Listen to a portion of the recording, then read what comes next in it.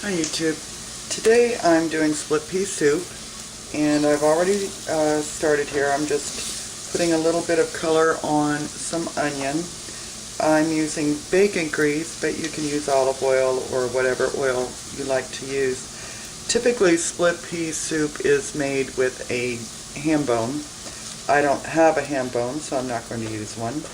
You could also use a ham hock, or you could use a smoked turkey leg if you prefer. This one is not going to have any meat in it with the exception of the bacon grease. So now that we've got just a little bit of color on the onion, I'm going to add my peas. And you know, I don't measure, so if you need an absolute recipe, then by all means look on the bag of split peas or look in a cookbook or online, and I'm sure they'll give you the ratio between water and peas, but it's not really necessary. If you don't get enough water, you can just add more later. Can't open my thing. I just ordered, among other things, 50 pounds of bulk of split peas, so I'm celebrating. My family likes pea soup, so we're going to make pea soup tonight. But buying bulk is a great way to save. And I'm using about 2 cups of peas, and probably the recipe is going to tell you that for your 2 cups of peas that you probably want about 4 cups of water. Now you could make this with lentils. You could make this with black beans, and the cooking would be about the same. The difference will be in the spices that you may or may not want to use. This is going to be a really simple one tonight, and I'm sure I'll need to add more water than that, but I don't want it to be too thin. So I'll start with less, and split peas cook up pretty quickly. I don't know how long, but I'm going to guess probably 20 or 30 minutes. Put some black pepper in.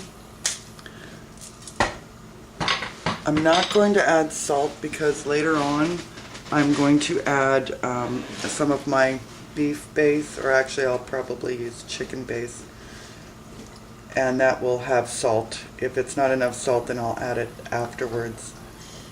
I would be adding garlic right now, except that the camera is in the way of my cupboard, so I will add it after. And I'm also going to add 2 bay leaves.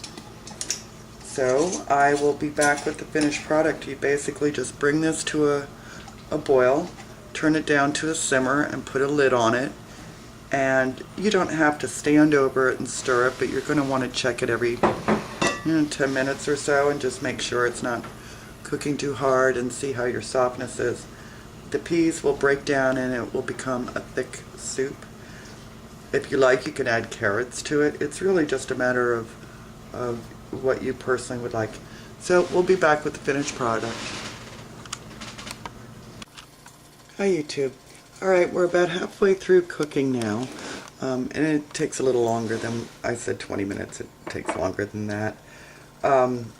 Anyway, you see how the peas have not yet fallen completely apart yet, but they're starting to dissolve.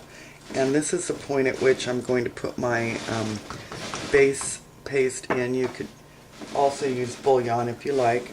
And I'll just take a nice big spoon of it, and I'll taste it later and see if that was enough. If it isn't, I'll add more. And if it needs salt, I'll add salt. I also added a little bit of red pepper flakes because I like a little bit of zing in it. If you don't, just leave it out. Also, just to let you know, I did add more peas to this because I thought, well shoot, as long as I'm cooking it, I might as well make enough to put some in the freezer also. And I'm sure I'll be adding more water to this. You see it's quite thick now, and the peas still haven't completely dissolved yet, so it'll probably need more water. I will get back to you later.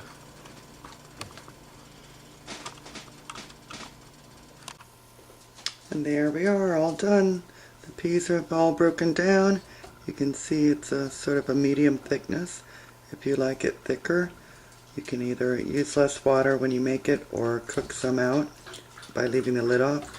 If you like it a little bit thinner, just add a little more. Enjoy, folks. Take good care.